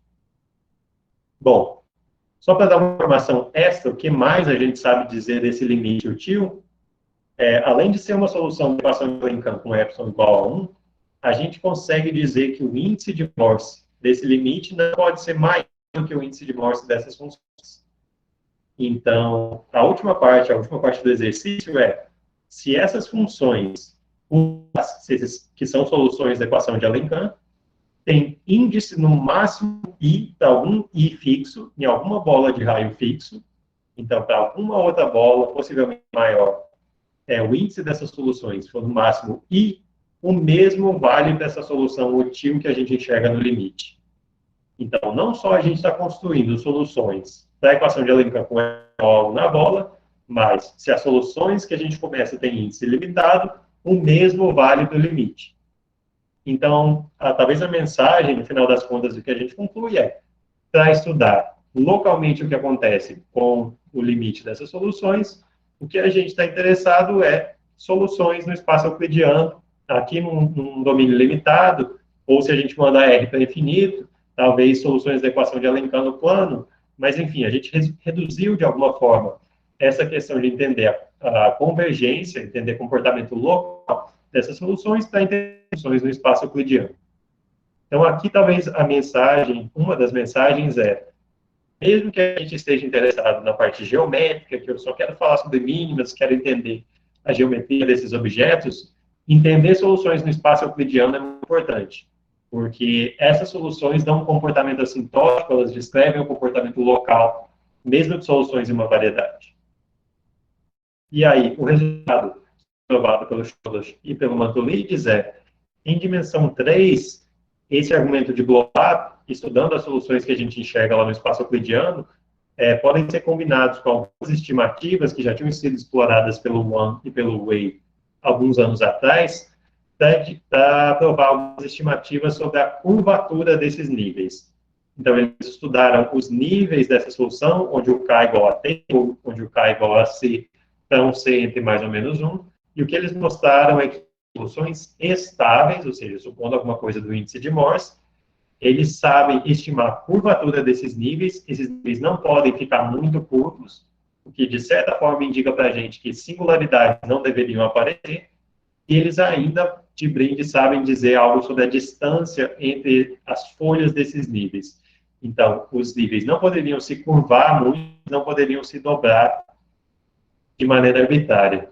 Se os saltos acontecem como essa figura esquisita que eu tentei desenhar aqui, de maneira que elas se dobram, que tem várias folhas próximas da mesma interface no limite, eles sabem estimar a distância de cada uma dessas folhas, e eles sabem estimar a curvatura desses níveis. Então, isso é só para dizer quais são os elementos, quais são os objetos que vão ser dados nessa convergência forte, que são curvatura dos níveis, estimativa das distâncias, e aí o que eles mostraram é uma espécie de convergência gráfica. Então, o nível zero, ou mais geral, qualquer um desses níveis de soluções do CAS, vão convergir como se fosse um gráfico de uma função que vai para zero, no caso de soluções estáveis. Então, se a gente tem uma sequência de soluções estáveis da equação, a gente sabe estudar o limite quando o epsilon vai para zero, e a região de transição converge para essa mínima, para essa superfície mínima gama, como o gráfico de uma sequência de funções que vai para zero. Essas estimativas são válidas, eles derivaram essas estimativas no caso de soluções estáveis em dimensão 3, então aqui esse é o contexto, soluções de Morse zero, uma variedade de dimensão 3, mas tem uma consequência que, na verdade, vale para qualquer solução, qualquer sequência de soluções com índice de Morse limitado, que é o que eu quero falar agora, e aí já caminhando para aplicações geométricas. Então, deixa eu seguir para as aplicações. Vamos tentar entender como Chodos e Mantoulides usaram esses resultados de convergência forte, sabendo que soluções estáveis convergem gráfico limite, o que isso diz para a gente sobre superfícies mínimas que acontecem, como essa região de salto de soluções da equação de Alencão. Então, o resultado que eu quero trazer aqui para vocês é um resultado, novamente, que vai em dimensão 3 e que tem a ver com o estudo dessa interface limite gama no contexto de... O que eu quero entender, na verdade, é multiplicidade. Então, a gente viu que não é verdade que a energia converge para a área em geral, que a gente precisa contar componentes com multiplicidade, e geometricamente, se a gente quer construir várias mínimas como limite de soluções da equação da Alencão, isso pode ser um problema, certo? A ideia é que a gente poderia estar construindo um monte de soluções, um monte de pontos críticos do funcional energia, mas que quando a gente toma o limite em epsilon, a gente enxerga, na verdade, a mesma superfície com multiplicidade. Então, imagina que a primeira sequência de soluções converge para gama, a gente constrói outra sequência de soluções para epsilon pequeno, que converge, quando o epsilon vai para zero, para 2 vezes gama, e a gente poderia construir várias soluções de equação de Alencão sem enxergar nada geometricamente diferente no limite. Então, um ingrediente importante de entender como produzir infinitas mínimas, como produzir muitas superfícies mínimas, será que a gente consegue controlar essa multiplicidade? Será que a gente consegue controlar o número de saltos que essa sequência de soluções está em torno de cada gama I? E foi exatamente isso que o Shoulders e Mandolides conseguiram controlar em dimensão 3. Então, no mesmo contexto que a gente estava discutindo, se a gente tem uma sequência de pontos críticos, sequência de soluções da Alencamp, com energia limitada e índice limitado, a gente consegue dizer algo das multiplicidades das componentes de gama quando o epsilon vai para zero. Então, tem três figuras, três possíveis casos que eles analisaram. O primeiro pode acontecer que o limite tenha multiplicidade 1, e aí esse é o melhor caso, a energia converge de fato para a área, só tem um salto em torno dessa gama I, U converge para menos um de um lado, U converge para mais um de um lado, esse é o caso ideal. E nesse caso, tem uma palavra aqui diferente, que é two-sided, mas isso é basicamente para dizer que essa componente é orientável, que a gente consegue fazer sentido do vetor normal, o que faz sentido se U muda de sinal em torno dessa superfície, certo? A gente sabe para onde U cresce, a gente sabe que passa de um lado para o outro. U troca de sinal, então a gente consegue fazer sentido de um vetor normal. Então, pode acontecer que não há multiplicidade é 1, e essa superfície é orientável, mas eles conseguem descrever o caso de multiplicidade mais alta, e aí a gente vai ver que genericamente, para métricas genéricas, isso não vai acontecer.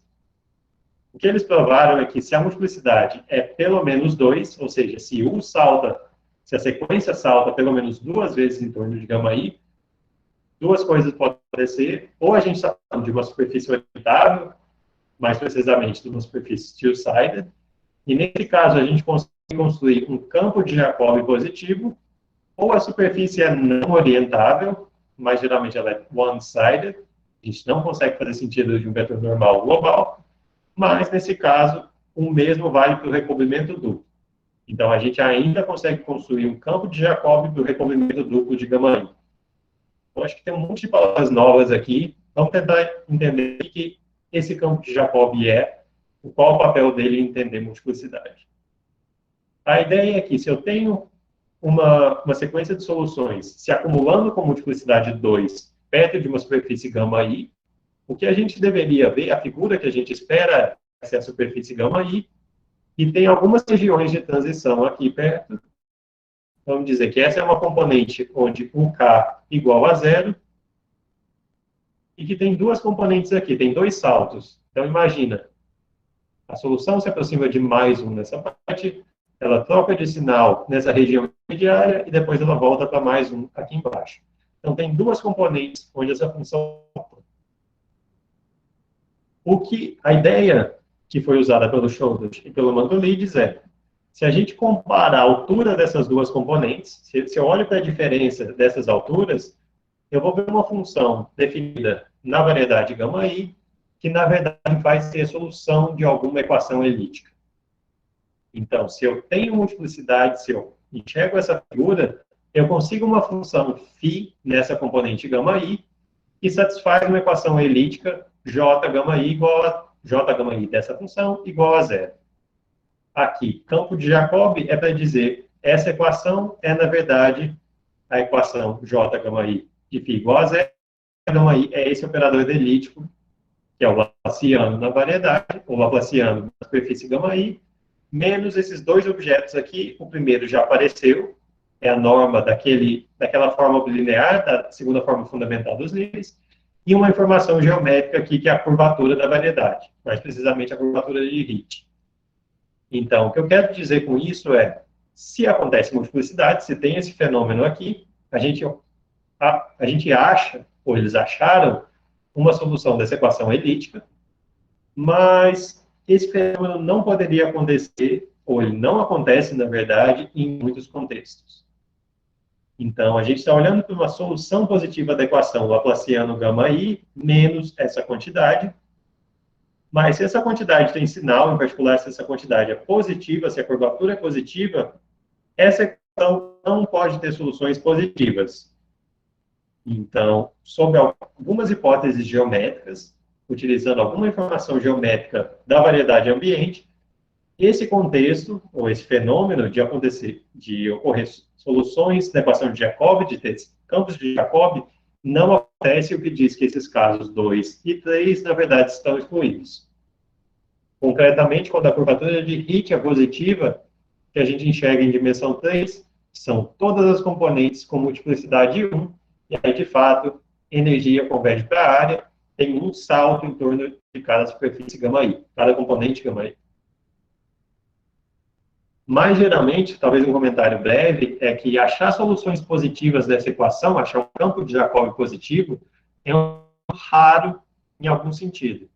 Isso está dizendo para a gente que esse operador elíptico J γi tem zero como um dos valores, certo? J, φ igual a zero, que é igual, bom, zero vezes φ. Então, zero é um alto valor. O que foi provado lá em 91 pelo Brian White é que esse fenômeno não acontece para métricas genéricas. Então, se a gente olha lá no espaço de todas as métricas riemannianas na nossa variedade, se a gente pega aleatoriamente uma métrica, ou de outra forma, perto de qualquer métrica dada, existe uma outra métrica riemanniana na qual esse fenômeno não acontece, na qual o núcleo desse operador elíptico é trivial. Então, o núcleo só tem zero, é um operador linear, e nesse caso, a superfície mínima é chamada não degenerada, e a métrica, se isso acontece para toda mínima, é chamada bump. Então, a mensagem aqui é: esse fenômeno de multiplicidade é raro, ele não acontece por uma métrica genérica, e ele sempre é excluído, ele não vai acontecer quando a curvatura de Hit é positiva, pelo menos em dimensão 3. E aí, o que eu vou discutir na próxima aula é que, combinado com o resultado de existência, que é o que a gente vai fazer, se a gente sabe achar vários pontos críticos do funcional energia, é esperado que os limites desses pontos críticos, quando o Epsilon vai para zero, vão dar origem a superfícies mínimas distintas, vão dar origem a várias superfícies mínimas. Então, talvez, uma das principais aplicações que eles deram a esse resultado de convergência forte tenha a ver com estudar superfícies mínimas, na verdade, tem a ver com essa conjectura que foi proposta pelo Fernando Kodamarques e pelo André Neves, que eles chamaram de conjectura do índice de Morse. A expectativa deles era que, pelo menos em dimensão baixa, pelo menos nessas dimensões onde o fenômeno de singularidade mínimas não vai acontecer, concretamente entre dimensões 3 e 7, genericamente, a gente deveria ser capaz de achar muitas superfícies mínimas e, além disso, dizer um pouquinho sobre o índice de Morse delas e sobre como as áreas delas crescem. Então, a conjectura é que, para uma métrica genérica, uma métrica riemanniana genérica em M, nessas direções, é ser possível achar uma sequência de superfícies mínimas, aqui denotadas por sigma, com as propriedades adicionais, que são mínimas mergulhadas, são mínimas two-sided, são orientais, e que a gente sabe dizer exatamente como o índice de Morse cresce, então o índice de cada sigma k igual a k, e a área delas também tem um comportamento bem preciso, elas crescem com k elevado a 1 sobre n. Esse número aqui pode parecer meio mágico, onde é que a gente tirou essa potência aqui de k? Vai ser um ingrediente chave, ele vai aparecer na próxima aula, em termos de energia, de uma sequência de pontos críticos que a gente vai construir. Na verdade, o que a gente espera é que a área dessas mínimas tenha energia crescendo como K1 sobre N. Então, pensando na correspondência entre Alencamp e mínimas, a gente espera construir vários pontos críticos da equação de Alencamp, cuja energia cresça tem o mesmo comportamento, assim, cresça como K a mesma potência. E aqui, só para lembrar, o índice de uma mínima é, novamente, o número de direções nas quais a gente pode deformar ela para descer a energia. Então, é o índice do operador elíptico do J, que eu mencionei acima, o número de autovalores negativos desse operador. Bom, como eu comentei, um dos principais ingredientes necessários, né, a aprovar essa conjectura, conforme foi proposta pelo Fernando Marques e pelo André, é relacionado a entender a multiplicidade de mínimas.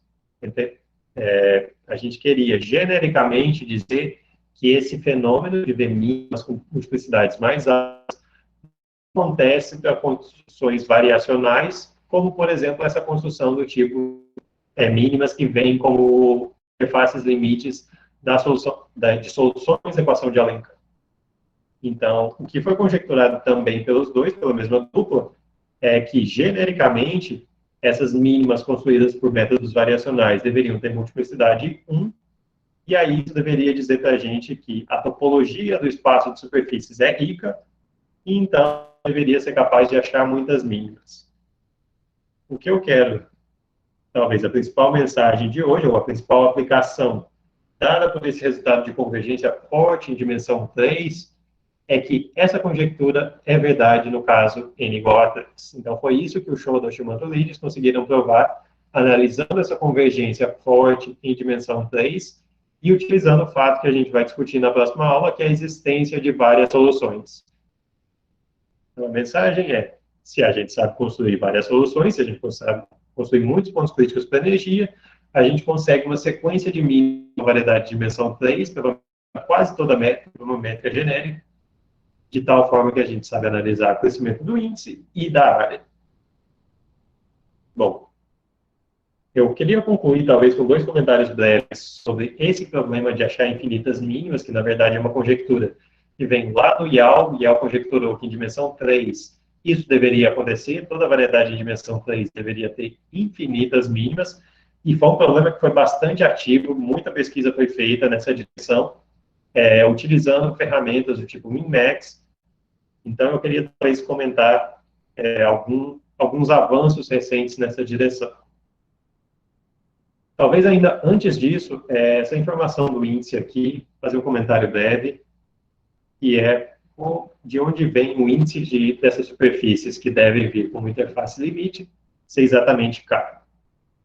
Como a gente viu, um dos principais passos para provar a regularidade das interfaces limites, que foi dado pelo Tonegawa, é que se os pontos críticos são estáveis, se a gente tem uma sequência de soluções estáveis, a interface limite também é estável. Uma pergunta natural é se esse resultado se generaliza para índice limitado. Se a gente tem uma sequência de soluções, uma sequência de pontos críticos com um índice no máximo P, vamos dizer P, será que a interface limite gama também tem índice no máximo P? E aí isso daria para a gente que o índice é menor ou igual ao índice das soluções, e com sorte a gente deveria conseguir provar outra estimativa do índice e entender o índice das interfaces limite em termos do índice dos críticos. Então, isso foi feito em alguns trabalhos, tem duas desigualdades que precisam ser dadas. A primeira é uma estimativa superior para o índice, que diz que o índice da interface gama fica limitado pelo índice das soluções. Então, tem uma contribuição dada em 2020 nessa direção, algumas contribuições anteriores do Nunley em 2011 e do Fritz Hismar em 2018, que dizem, a moral da história é que isso sempre vale. Das mesmas condições do teorema de convergência em medida, o índice da interface limite fica limitado pelo índice das soluções. E aí, uma outra consequência dessa convergência forte, no caso em que a multiplicidade também pelo Schoedel e pelo Mantoulides, que a conclusão deles é que a outra desigualdade vale. Então, não só o índice fica limitado por cima pelo índice das soluções, mas o índice das soluções fica limitado por cima pelo índice da interface limite. Aqui tem só um cuidado que a gente precisa ter, que não é verdade que se a gente tem uma sequência de operadores com índice no máximo K, o limite tem índice no máximo K, porque pode acontecer que algum dos autovalores vá para zero, certo? Imagine uma sequência de matrizes que tem autovalores negativos, quando a gente tem o limite, a matriz que aparece no limite poderia ter um autovalor zero. Então, a segunda desigualdade, a desigualdade superior, bem leva em conta o núcleo desses operadores. Então, a ideia é que o número de autovalores zero ou negativos do linearizado do operador de Alenkant, do operador que aparece na equação de Alenkant, fica limitado pelo número de autovalores negativos ou zero desse operador J, que é um operador que tem a ver com I, da interface.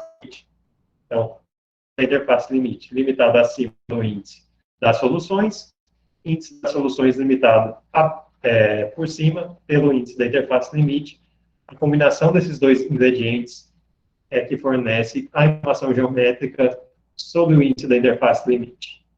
Bom, para concluir, como eu estava dizendo, tem algumas contribuições recentes dadas na direção de tentar entender esse problema de infinitas mínimas em dimensão, especialmente dimensão 3, mas em geral em dimensão baixa, entre 3 e 7, que tem a ver com essas duas conjecturas. A primeira é essa conjectura do índice de Morse, tentar achar uma sequência de mínimas com informações do índice e da multiplicidade. E a segunda tem a ver com esse fenômeno de multiplicidade.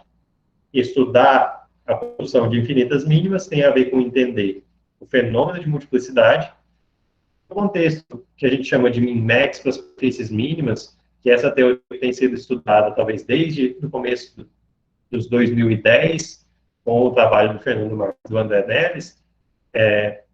Esse problema da multiplicidade foi resolvido recentemente pelo Xin Zhou, que mostrou que, de fato, essa expectativa que, genericamente, as interfaces limite ou mínimas não vão acontecer com multiplicidade 2, acontece.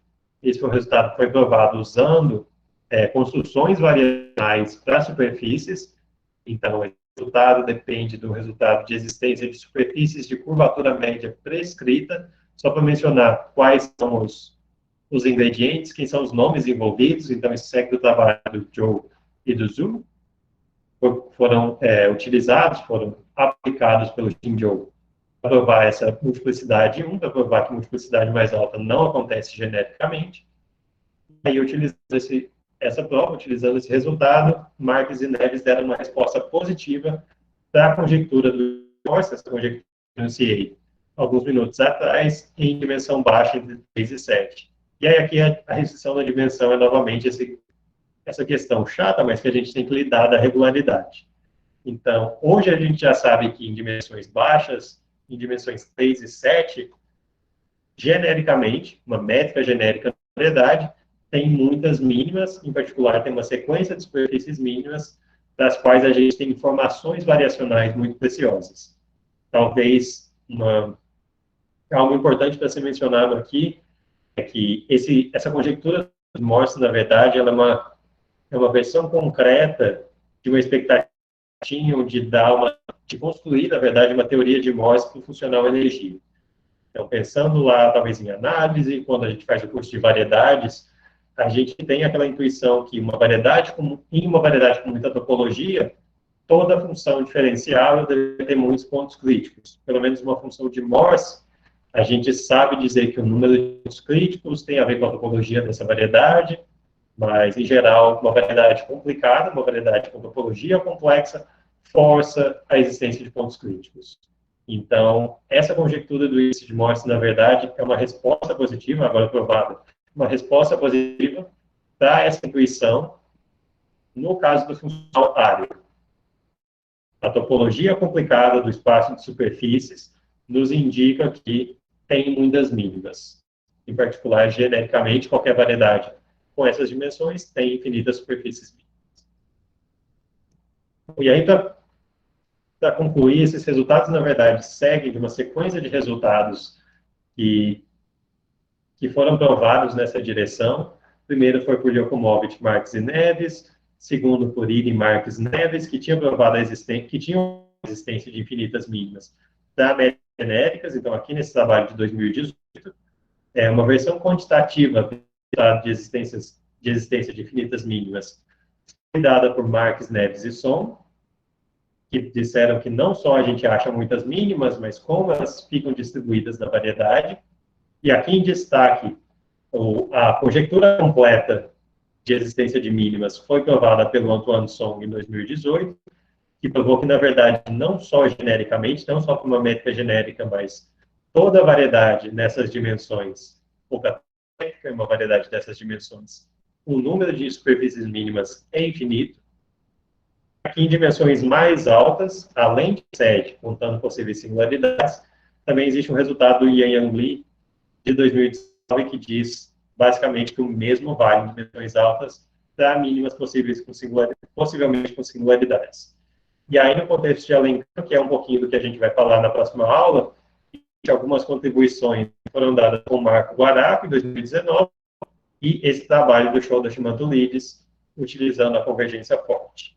Então, eu sei que anunciei uma sequência de resultados aqui, talvez um caminhão de mínimas, uma sequência de resultados de existência para mínima, mas talvez foi para tentar convencer vocês de que não só esse problema é muito ativo, muita pesquisa nos últimos anos foi dada no sentido de tentar entender a existência de várias superfícies mínimas, e esses resultados que estão aqui na tela, esses 5 resultados aqui, esses 5 trabalhos, se utilizaram numa teoria que talvez cujo fundamento vem da teoria geométrica da medida. Talvez seja bom anotar aqui, isso foi provado utilizando aquilo que é chamado hoje de teoria de Alm-Green-Pitts, que é uma técnica variacional para construir superfícies mínimas, mas que a nossa expectativa, e o que foi, de certa forma, comprovado, pelo menos em dimensão 3, com o trabalho do Shoda Shimantulides, é que a equação de Alencã pode ser vista como uma alternativa para a construção de superfícies mínimas, utilizando os pontos críticos da energia. E aí, para fechar de fato, em dimensão mais alta, a gente não tem um resultado correspondente a esse do Shoda Shimantulides ainda, mas, como eu tinha indicado, mesmo que a gente queira entender superfícies mínimas numa variedade, se a gente está interessado em tomar uma medida da equação de Alencã, a gente não consegue fugir de entender soluções da equação de Alencã no espaço euclidiano, porque existe esse procedimento de fazer olhar para uma escala pequena para estudar a convergência. Então, responder essa questão em dimensão mais alta, na verdade, se relaciona a um problema muito importante, um problema em aberto, que é o resultado de classificação de soluções no espaço euclidiano. Então, existe uma versão daquela conjectura de George, que eu mencionei na primeira aula, de soluções monótonas, também das soluções estáveis. Então, a expectativa é que soluções estáveis no espaço euclidiano, pelo menos em dimensão baixa, deveriam ser soluções monótonas, soluções unidimensionais. Então, essa conjectura, na verdade, foi provada, se não me engano, em dimensões 2, acho que só em dimensão 2, pelo Ambrosio e pelo Cabré, se eu não estiver enganado. Em dimensões mais altas que 7, ela, na verdade, não vale, lembrando que isso, novamente, tem a ver com fenômenos de regularidade, e aí tem alguns exemplos que foram dados pelo Packard e pelo Wei, e pelo Liu Wang Wei, em 2017. Então, entender fenômenos de multiplicidade, entender convergência de soluções da equação de Alencã para superfícies mínimas é um tópico, é uma área de pesquisa que está estritamente relacionada com o problema de classificação no espaço euclidiano, a conjectura do De Giorgi para soluções estáveis. Então, acho que por hoje era isso que eu tinha programado. Na aula que vem, eu vou novamente voltar um pouco para o mundo das equações, peço desculpa pelos analistas pela quantidade de geometria aqui, mas na próxima aula a gente vai tentar atacar como construir várias soluções da equação de Alencã, e aí essa informação que eu mencionei aqui meio de passagem, que a topologia complicada nos dá vários pontos críticos, vai ser o ponto de partida. Então, a gente vai tentar estudar o funcional energia em um certo espaço de função, em um certo espaço de funções, e aí a gente vai tentar utilizar a topologia desse espaço para produzir vários críticos do funcional energia, ou seja, vários pontos críticos da equação de Alencã. Tudo isso ferramentas que são mais ou menos clássicas, que são aquelas técnicas variacionais. Então, só um pouquinho das cenas do próximo episódio, que é a última aula da